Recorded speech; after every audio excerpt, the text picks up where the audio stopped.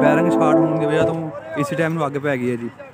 ये जी इंटरचेंज नहीं पीरमल वाला जी 320 के सामने जो मोटरवे है तो सामने अग लग गई है जी। इसी टाइम सवारियां बच गई जी, बैरिंग शार्ट हो गई, सवारियां सारियां बाहर निकल आईयां तो इसी टाइम अग लग गई। इस टाइम सारा जी सड़ गया जी, अग पै गई है। अल्लाह माफ़ करे जी, बहुत ज़्यादा नुकसान हो गया जी।